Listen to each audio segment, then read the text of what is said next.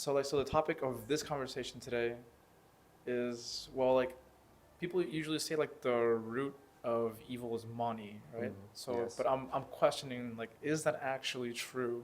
Right, right. So, but I guess the first question would be, what is evil? Like, what does that even mean? Yeah, when I heard about the topic for today's talk, I was actually excited because it's a good topic to talk about, very philosophical. And the root of evil has, in my opinion, it has multiple layers.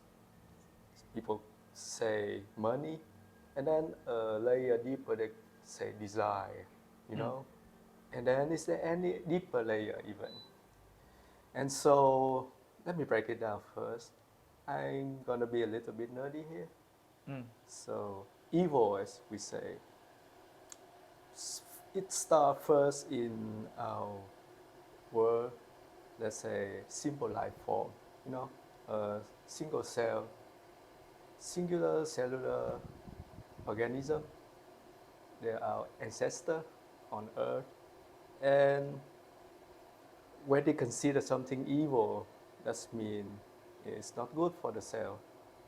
Mm. Some toxic substance, for example. Mm. And so they avoid it, actively avoid the evil thing. And what they consider good is something that benefits the cell, like nutrients, uh, friendly cells, for example. And so what's evil is actually a noxious stimulus, things that's considered harmful for the self Mm. at the simplest level. And then biology evolves, and now we have human. And in human, we have something special. That is mental simulation. And so we don't have to experience something directly, something physically, to know that it's not good for us. We first just simulate it in our mind. You know, this thing is not good for me. This thing want to harm me. And on the other hand, they simulate something that benefit them as well. And maybe in the process harming each other. And so it's internal evil within the species, and then interspecies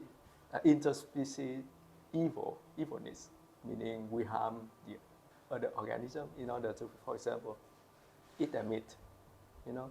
Mm. And for us human, we think about it first before we do it, or maybe we don't do it. And so the evil things become something imaginary, mental. It's no longer things that's noxious in the real world. It can be, like, for example, war can be very evil directly in front of our eyes. Like right now, we have a lot of wars, which very evil is can be considered objectively evil to wage war and to kill innocent people. But then we also have the fight between good and evil in the mind. And I believe that's what people focus on when they talk about this kind of philosophical topic. Mm. It makes sense when you say that evil would be something toxic, Right. right? So then it makes me wonder about, what about like chemotherapy?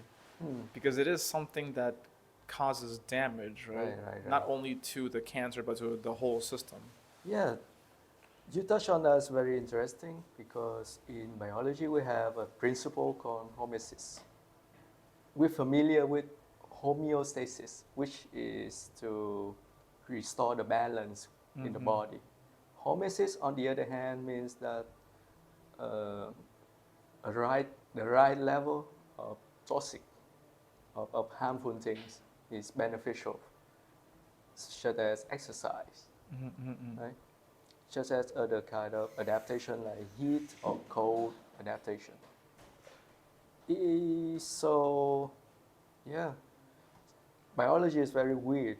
You have to harm it a little bit for it to become stronger or even to maintain it at all.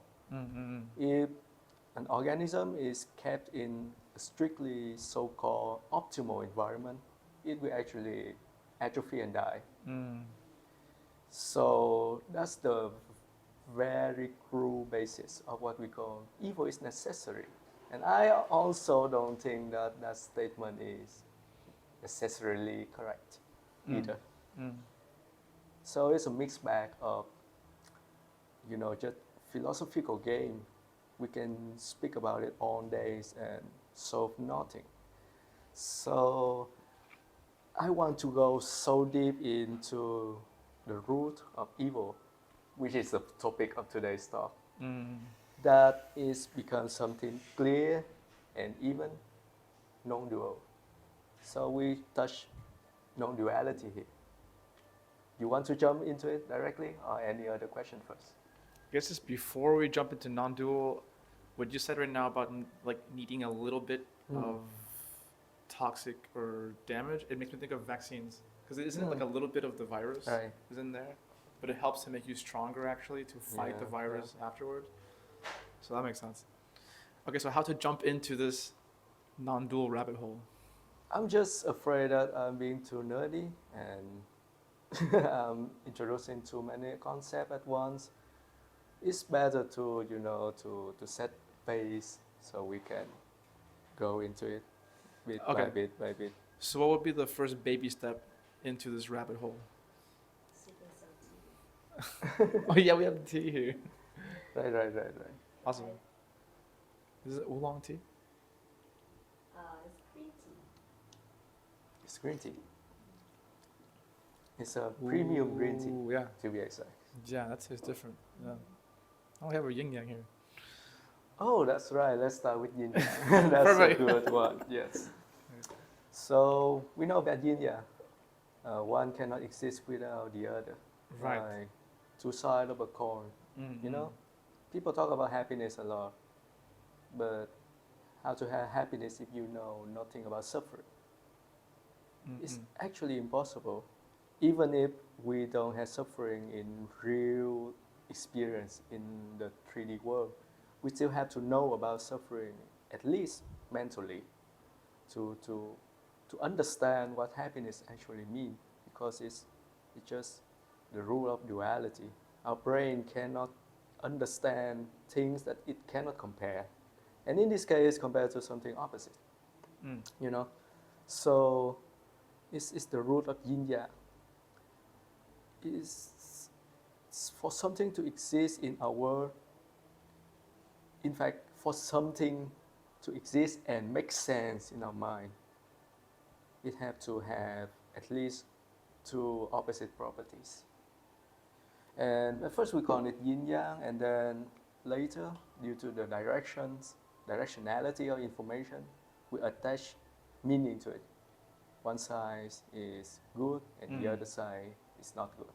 Mm-hmm. And then from there, we start to have concept of goodness and evilness.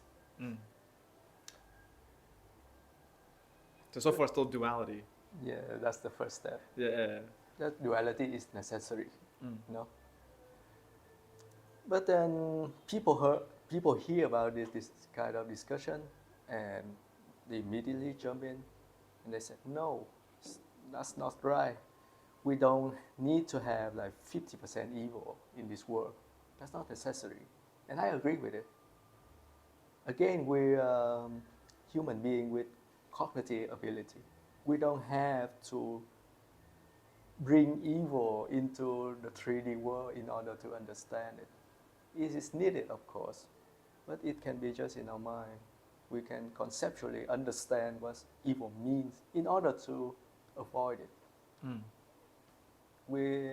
In that way, we don't, violate any principle here.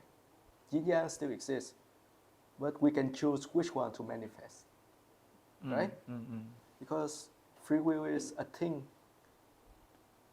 even no matter if you agree with it or not, there's some certain kind of action that people can make. Also, like many scientists don't believe free will is real, right? Yes, philosopher as well. And also there are many layers of free will. For example, Schopenhauer, he called the term the will, and that will is very different from the will of normal human. It's, we can say it's the will of nature. Cool. Instinct, for example, or just how the system works. We cannot fight against it. Actually, we can fight against it, but we will suffer greatly for fighting. And that's the point. We had a free will to fight the greater will. Isn't that cool? You can rebel against anything you want and accept the consequence for it. It's all in our free will. We can choose to die, we can choose to live. And if we choose to live, but nature or society doesn't agree with us, we can choose to die on our term. And that's the ultimate expression of free will. People just say, no, you can't do that, you can't do this. In fact, you can. You absolutely can do something and then accept the consequence of that action. That's free will, right? What is the next step now into the rabbit hole? Okay, next step into the rabbit hole. 'Cause I'm still wondering now, like, because we've mentioned, like, yeah, like evil, like there's something toxic, and we do need a little bit of it, but at the same time, we don't need like genocide and wars and this crazy stuff. Like, so I'm wondering is it even possible for like these like atrocities to not ever happen? All right. So one thing that's in this topic that people argue a lot about is the why. The question why. Why is it necessary to have evil? Why can't anything be just good? You know? If the universe is so miraculous, can't it just create something that devoid of its own law, like create a new law, like a new universe can only be good? Is it possible? Probably. But then there's a catch. It had to evolve into that point first. It's like how to reach enlightenment. At first you have to be stupid first. It's very paradoxical. Can't we just be enlightened in the first place? Probably some sane have been enlightened, but then there's nothing special about them. They just work as intended in the system. So we talk about change here, and then I want to go back to the root of evil, which is change. The why comes to change. Evil is needed not because it is needed as an existing concept. It is needed for change. And then people would continue to ask, why we need to change? Why can't I be this way forever? So, sorry to break it to you, but as long as humans understand, we cannot stop time. In scientific term, that means absolute 0 Kelvin degree. We have never found anything like that, and we even cannot comprehend such a concept of timeless existence. And so change is inevitable.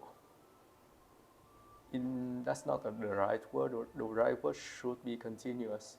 It's unavoidable. And even like for us to have these bodies that we have right now, it changed into this. So we've always needed change anyways. And because things change, it creates direction.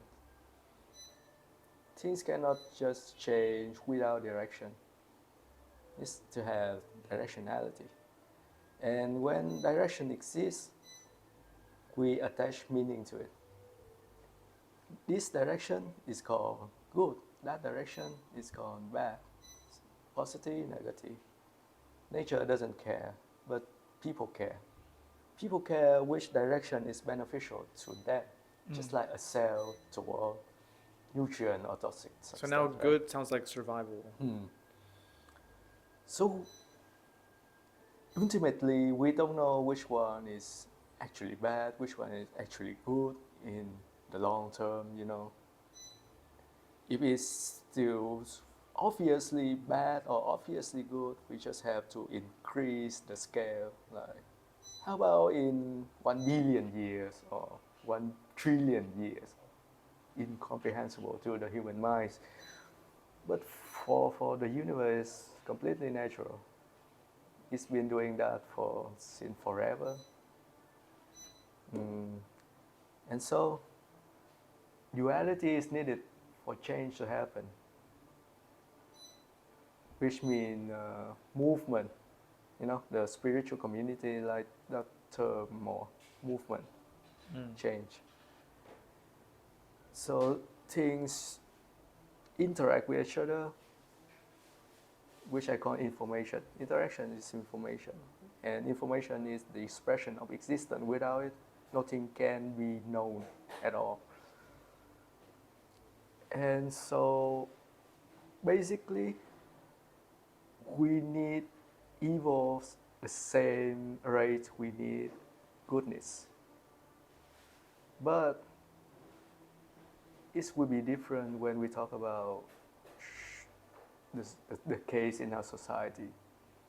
Because Right, in that case, we had to put a smaller scale in that year, in a specific time. And then an objective direction is needed. We cannot just say, oh, you killing people is, I don't know if it's good or bad. Nah, no, that's bad. That's bad. We can say it as a human in the human system. We don't use the scale of the universe to apply to a human problem here. You know. So we can go as deep as we want when we talk about philosophy or even physics. I'm not a physicist, so I won't go into that. Even biology. If we go deep into it, it's just the directions of information, how they interact, how they change. But for human, we absolutely have to discuss whether thing is good or bad, black or white. That's why we have the legal system. Without it, things will be very chaotic, you know? And also, every country has their own legal system. Yeah, they will have their own interpretation of what's evil. Yeah. You mentioned something about like it should be like 50% good, 50% evil, like, for a balance, right? It's like, do you believe that the world right now is at that balanced state, or is there more of one side? It's always have to be fluctuation. It's the same as every kind of change.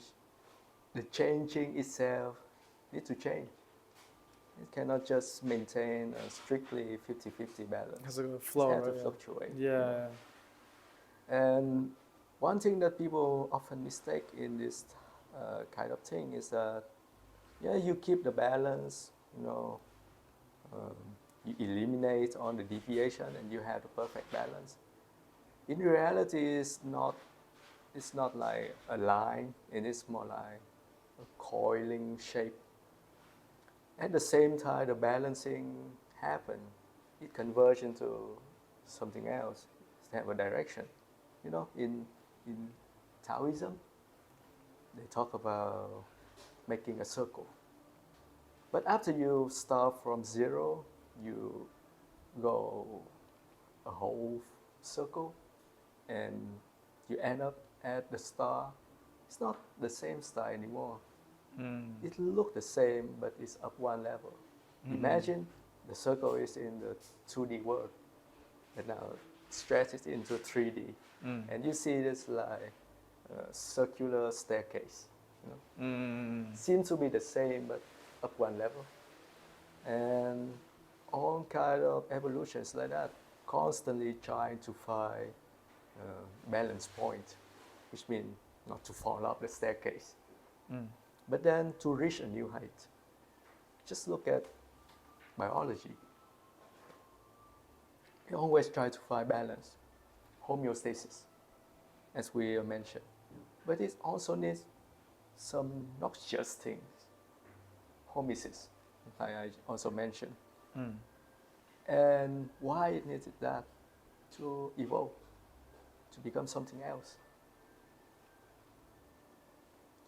Of course, people will continue to ask like, why evolve at all? I want to stay like this forever. It's good enough. We met a friend like that. One time we had a philosophical discussion last year. I don't remember who, but he told me, no, I don't want to change. I'm already very pleased with my life. Very peaceful. It's good enough. Why do I have to change? And the answer is that you don't have to, because reality does that for you. You cannot stop the flow of time, at least if you're human.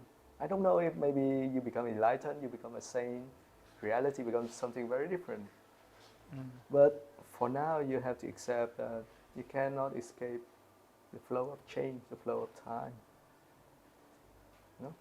So how do you think about this? Like there are some people, especially in the evil movie, Vaughn usually say that being good is weakness, and being evil is strength, and you need to have evilness to survive or to conquer or to win or something. How do you think about this?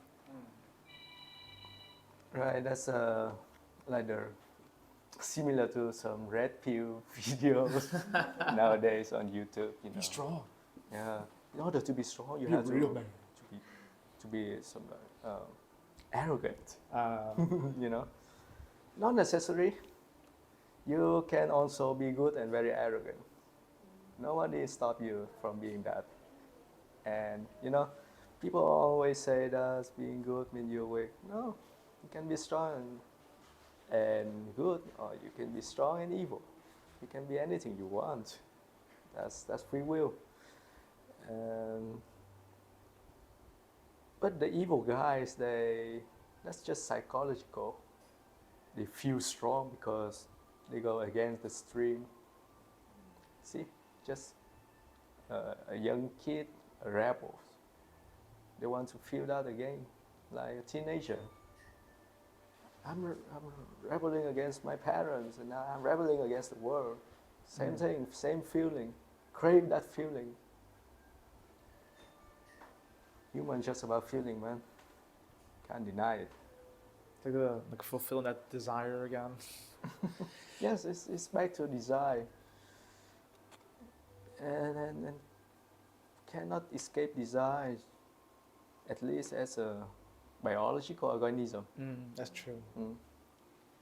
It's how you direct that desire into what you want. It's not about shedding all of desire. Buddhism talk about it. You have to shed all desire in order to become enlightened. I think a little bit different. Once you become enlightened, desire will no longer be human desires.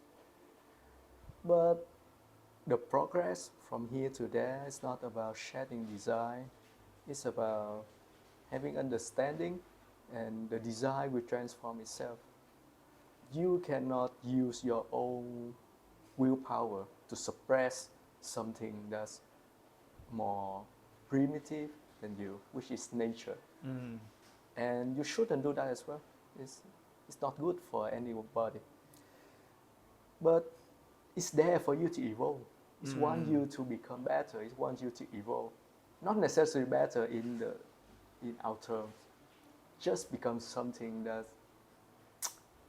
scientifically I can say that to be more efficient at processing information.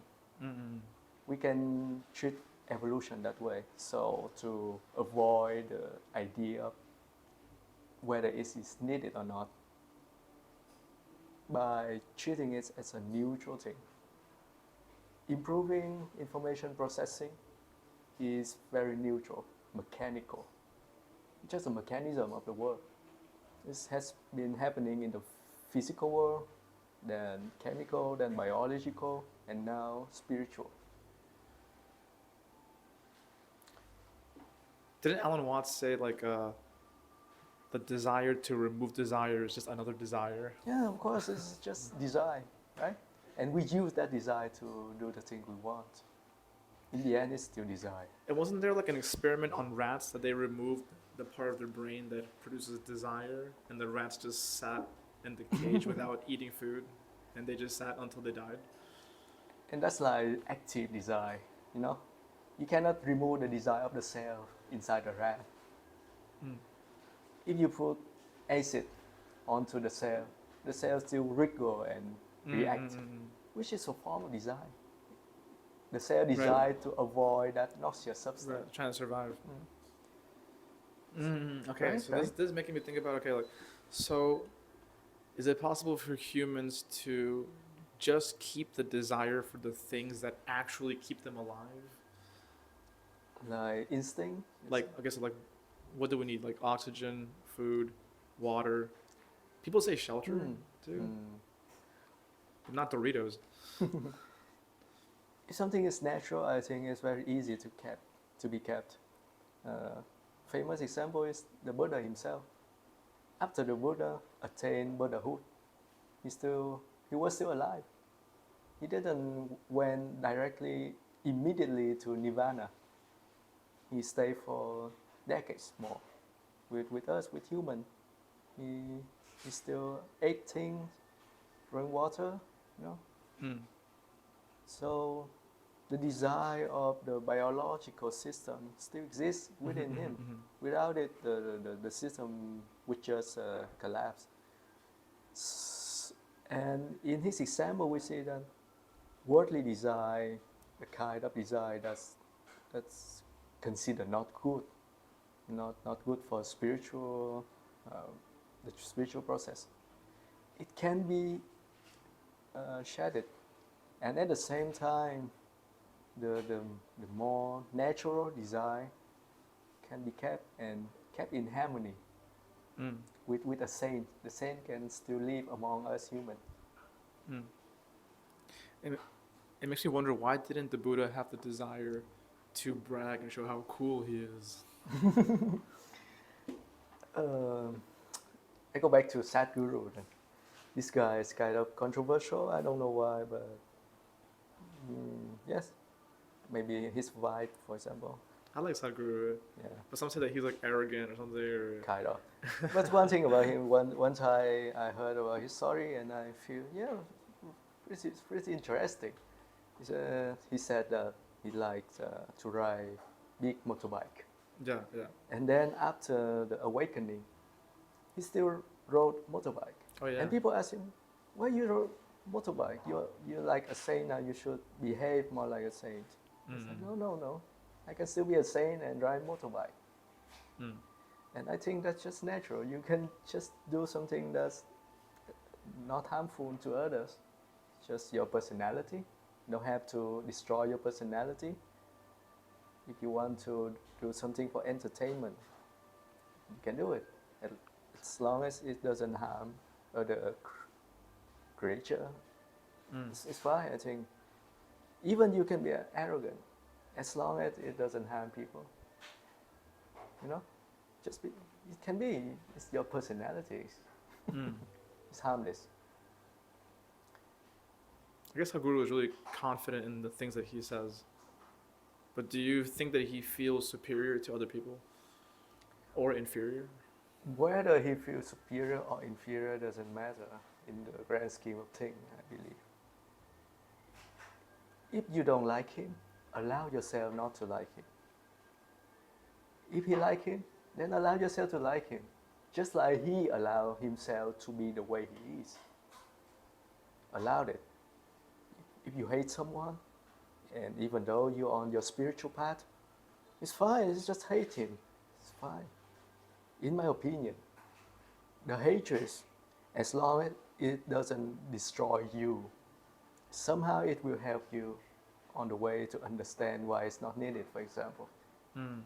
I hate you, for example, and because of my hatred, I think about it, and then I understand that I don't have to hate you anymore, True. for example, right? So let's say some spiritual figures, they seem to be very arrogant and some even ignorant. And you look at them and say, I cannot accept this. this guy's supposed to be wise and humble.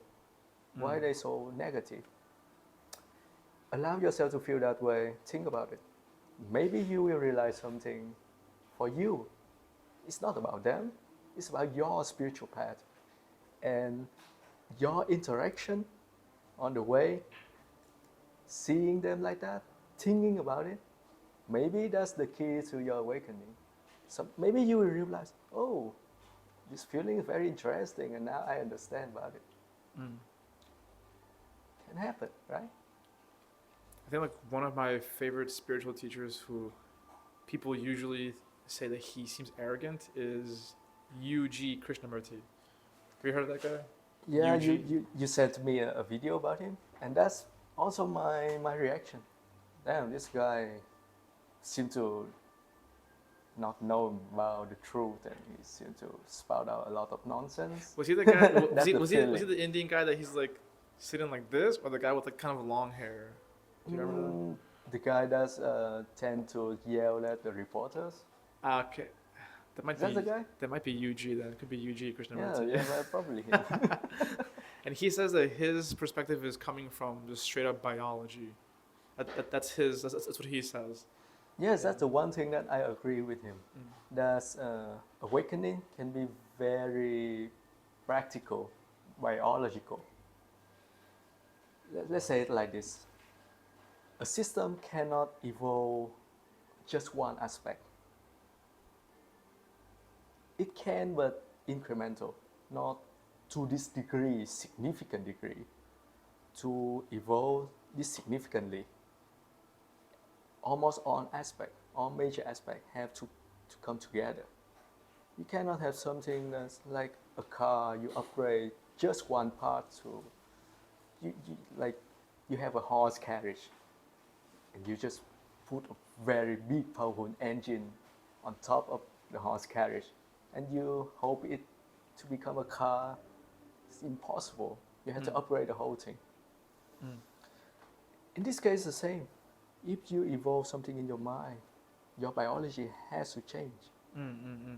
I think people familiar with the work of Dr. Bruce Lipton, and the other guy I forgot, the Italian guy, another doctor, his friends as well.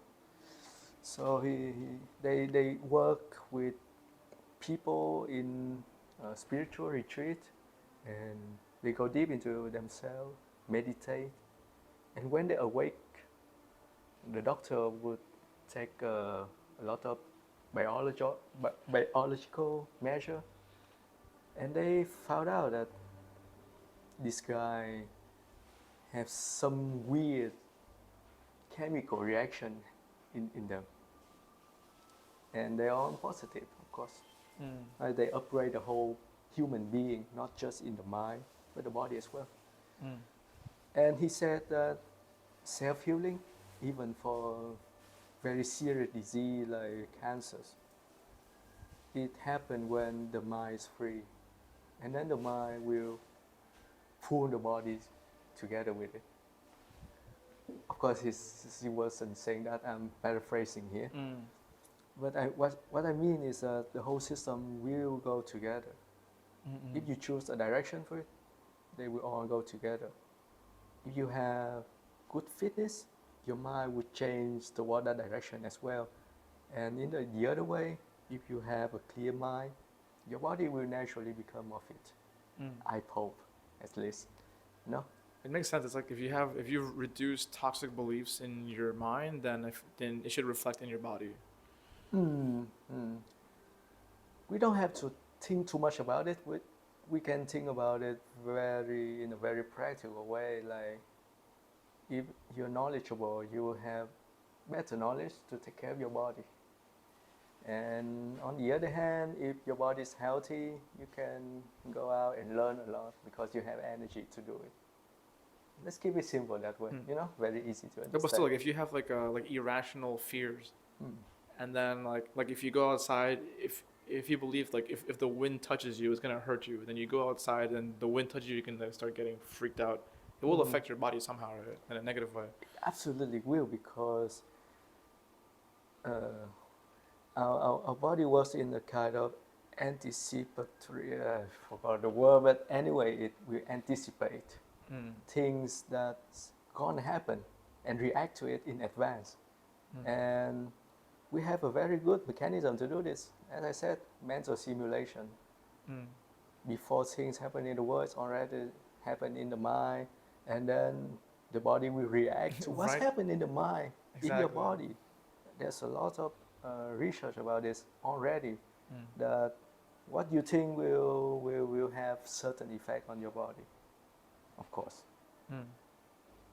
It's making me think now about the when people buy the rhino horn because they think it will help them in some way, right? Like good for man. And if you believe it, I guess it will work. Like, oh damn! Yeah, the placebo effect as well. Placebo. I love Yeah. placebo effect. Yeah. So I'm thinking, going back to the evil conversation, like, so in the current state of the world with like whatever the wars, this crazy genocide stuff, like right now it seems like the flow is like producing more of the evilness, but like, so how to get it back into a more balanced state? This is just my opinion. Mm. You can disagree with me all you want. I say that it will sow itself out, and in the process, very bloody. Mm. When either good or evil exceeds the other, it creates a very strong fluctuation in the system, and then that kind of energy, so you stress a balloon or some kind of elastic material, and it will hold kind of energy to snap back in the other direction. Mm. And when evil becomes too intense, it will trigger the opposite force. In this case, we call it good. Mm-mm. But as in history, it's just fighting. Looking back at it is neutral. We just learn about it. This force fight the other force. And either side claim that they are the force of good and the other evil. At the end, it's just war. And how can war be resolved? They fight each other and all of them die. And then the new generation fix the mindset. It's the sad things of how humanity works. And when the energy is too high, it will have to blow itself out first before it becomes calm again. And so my prediction is that they will shed a lot of blood before they become calm again. Mm. You know. To get back to that, to that flow. Yeah, when I think back to like when was the last time in history that it was so violent, I'll think of World War II, right? And in that case, the victims was the Jewish people, right? But Yeah. and now they've returned to their homeland of Israel, and now today who is the one causing the murders? Okay. Let's stop at that because I think YouTube will do something to restrict your view if you talk about it too much. Okay, maybe cut it out in the editing, for example. I'm just seeing some patterns, just some patterns. It's like violence and then a break and then the violence again with one of the previous characters from the last violence. So like, will after this break, when there is a new violence, will it be again one of the characters from this violence? As long as the human mind is this way, violence is inevitable. If we want to change, we have to change how human thinks. Just talk about like the dark forest hypothesis, I guess. The one that they say that if human is to contact us, we have to take a preemptive strike first, which I believe to be very uncivilized way of thinking about other intelligent forms. Just because we are so prone to violence, we're so afraid to mutual destruction, doesn't mean that another intellectual life form would think the same way. They maybe have a completely different kind of logic thinking. Maybe something we don't even call thinking at all. So how can we apply our own thinking to them? That way, very, very funny. Interesting and how human works. Same for war. They just play in their mind. If we let the other kind of people leave, they will soon come to destroy us. So we better just kill them first. It's just very barbaric way of thinking. Unfortunately, that's how our civilization thinks this day. And it sounds like that's been happening for who knows how many thousands of years, right? It's like Yeah, attack them or conquer them first before they conquer us. It's like survival again. they want control. People like control, and they want to gain that feeling. Again, it's about feeling. They gain the feeling of security by suppressing the so-called weak people. Mm. But the weak See that. people, they don't consider themselves as weak. They simply consider themselves as being suppressed. And rightfully, they want to fight back. And we have cycle of violence. Dude, as we're talking about this, it sounds like everyone is just trying to survive, Yeah. but it can also manifest toxic behavior. When you think about it, a lot of human behavior, very animalistic in Yeah. nature. And still we claim ourselves to be the most intelligent being in this world. Nah, Yeah. no man. But also we know that we know that the person who claims himself to be intelligent usually is not. And humans have labeled themselves as the Homo sapiens, which I think it means wise, right? Like the wise ape or something. Yeah. But you know, although I don't think we're the wisest being, we definitely very intense species.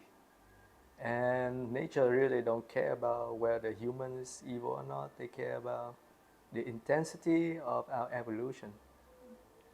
Some, let's say some viral species, some virus, very intense, very toxic, kill a lot of their host. Also, they wipe themselves out as well because they're too intense. Mm.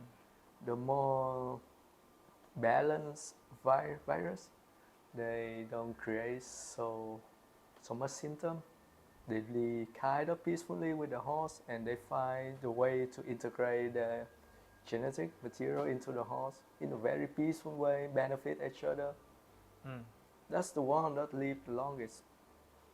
I don't remember the exact number, but in our own DNA, there's like 30-40% of viral material there during the billion years of evolution.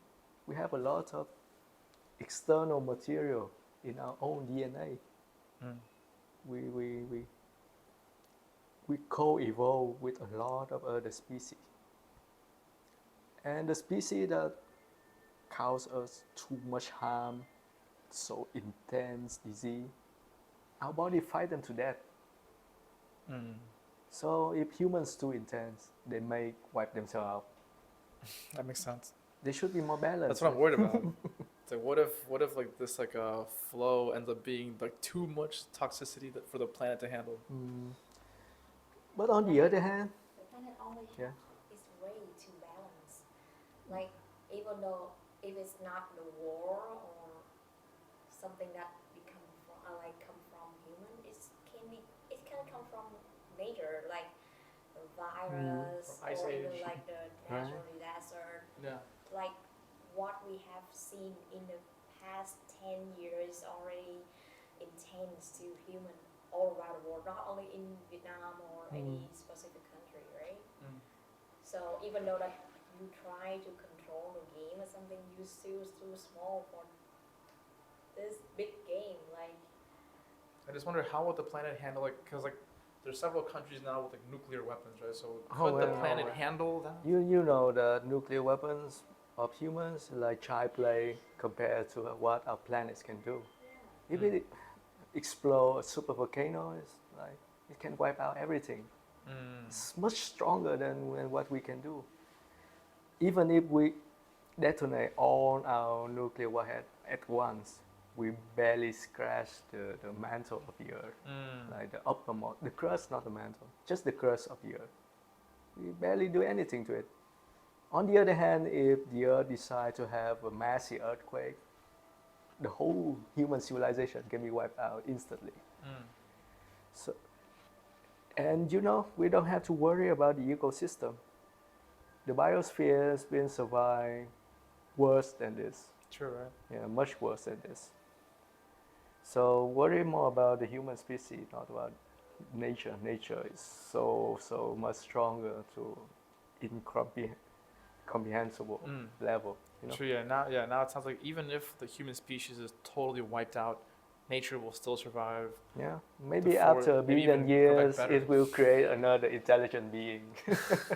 A little squirrel. I'm so smart. I'm the smart squirrel. Dang. So then, what should we do? Just let things keep flowing. I go to it a bit later, but first I got to say this: the more intense we are, the faster we move on this evolution path. Which means it's not necessarily bad, Of course, it's evil. Of course, it's objectively bad. But what I'm saying is that for the whole species, being very intense in this period can have the benefit of provide the energy for a lot of individuals to break the system and to do something new, something really novel. For example, if you have a lot of pain, you have a lot of incentives to break out of that cycle of pain. Same thing about evil beings. Like the Epstein class, that's not being punished. People all over the world can look at that and they're very, very dissatisfied at the legal system. And that prompts them to change it sooner or later to be more justified. And so it's kind of okay to go through a period of such intensity, knowing that such power will eventually lead to simply faster evolution. That's to look at it from a neutral perspective. And now let's get back to, what's your question again? It's just like, what should we do now? All right. What should we do now, in my opinion, is personal development. We often talk about humanities, like it's a whole collective things. But nature is very smart. It doesn't rely on the whole species to do the evolution. You can just need one. One Buddha, for example. One Buddha is as wide as billions of other people. Jesus Christ is as wide as so many other people. Sometimes you just need one factor in the whole big community to break out the system. And then people will follow afterward. And so focus on your personal development. Be the change. That sounds very niche again. Yeah. But it's true Still though. It's true. stereotype. Be the change that you want to see in the world. That's true. So it's okay to temporarily feel a little bit arrogant, a little bit selfish, as long as you know that you're doing what nature wants, which actually is very simple. Improve the efficiency of information processing, whether it's in your body, your mind, whether it's science, whether it's spiritual. Improve your efficiency. Not like the hustle culture, of course. That's actually counterproductive, in my opinion. Be a good human. Be a better human, smarter. Even go beyond human if you want. Become a saint, become something else, become alien. Break up the system. And don't worry, because if you make a mistake and you become the force of evil, like that meme, you live long enough to become something. If you accidentally stray out the right path, and you yourself become evil without your own knowing, it's fine. The system will fix itself. somebody will come to defeat you. Mm. It's okay. If you cause harm to other, the system will get rid of you in its own way in meantime. So don't worry about it, because nobody knows what's the right path. We can only have hope. We can only have faith that we're on the right path. Mm. Because that's okay, nature already foolproof the process. And so use your energy to do what you want to do. If you're a good person, you'll do good. If you're evil, you do evil. Whatever you do, rest assured that the system will evolve with or without your consent. What do you think about the claim that, like, so the other Krishnamurti, J. Krishnamurti, he will say, like, the root of the wars and all this evil is, he'll call it, like, he'll say it's ego, like the feeling that you are not connected to the world, so that you are an individual, everyone is an individual, and there's no connection between all of us. What do you think about that claim? It's fine to feel like an individual, and at the same time you can immerse in the feeling of being connected. You don't have to choose one and abandon the other. What reality gave you, you allow to experience it. And it gave you both. It gave you a sense of individuality. And it also gives you collective consciousness. Already in us, people keep asking, where is it, where is it? It's already in there. You don't know, because how can you know about something that's include you and much bigger than you? Just ask an ant, do you know about your hive mind? It doesn't know shit, you know? Because the hive mind include the single ant, and it's much bigger, it integrates all of the ants. Same for human. You're already part of the collective consciousness, not just the earth, but the whole universe, or even beyond the universe. Who knows what else in there? But you won't be able to use your individual mind to know what the collective is thinking. You're part of God doesn't mean that you know what God's thinking. It's impossible. Still, you have that kind of connection already. Don't have to go seek it. It's there. Know that it's there. It's logical. It's not something miraculous here. Just logical. And at the same time, you're an individual. So that's the follow your purpose. It's the task. You know? If God wants you to experience a life of individuality, then do it. What do you feel is your purpose? As I say, I want to go on the path of evolution. And the word evolution here means very personal to me. It may not have the same meaning as commonly accepted. Because of my own interpretation of information, the concept of information in interaction, in existence, it's too boring to go into those. So, to put it in a simple way, I want to break the mold, create something new. I guess that's the more simple way to say it. Create something new, like in yourself or something out here, or both? It doesn't matter. I just want something novel. And you will never know that the new thing is good or bad, because it's never existed. You are the first one to create. It can be mental, in your mind. It can be physical, something you do in the real world. Doesn't matter. Still something new in the universe. The first one. And think about it, you're special. Everyone's special. Everyone can do something that has never happened. And the universe wants it. The universe wants you to experience, to experiment with new things. And as I said, it's foolproof. If you accidentally do something harmful, it will get rid of you. So it's fine, don't Mhm. worry about it. This random question just appeared in my mind. This conversation that we've had today, is it at all relevant to Wu Wei?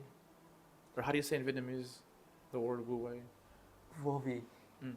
yes, I think is quite related to the concept of Wu Wei.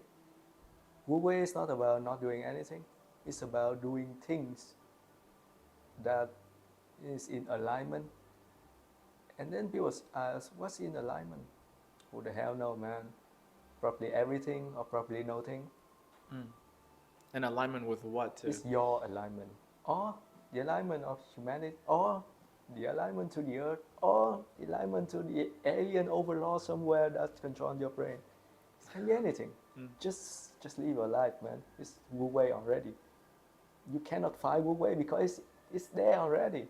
It's happening already. Yeah, it's already happening. You cannot avoid it anyway. Mm. So why fight something that's already there? Right? You're born in the ocean. You've been swimming in the ocean since forever until forever, and you try to fight the water. There's no reason to do that. Just use the water to swim. Mm. So now Wu Wei just sounds like the present moment. Yeah, it can also whatever's be the happening. past and future. Then we don't have to just restrict it to the present.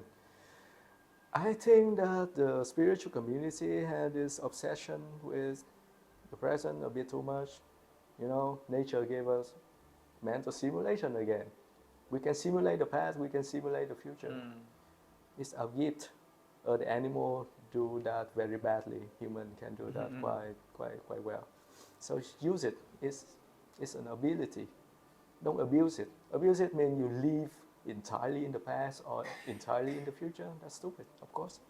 But be balanced. Mm. Live in on three terms. You know. Mm. Cool. Any final thoughts? Or any final message? My final message is that I'm rambling too much and I hope it's entertaining. If you feel dissatisfied with this song, it's okay. It would be the fire to trigger some even deeper thinking inside you. I think that's a very good one. Mm. And if you feel satisfied, then congratulations, it's a time well spent. Mm. It's a win-win. Thanks, bro. Thanks so much. Thank you.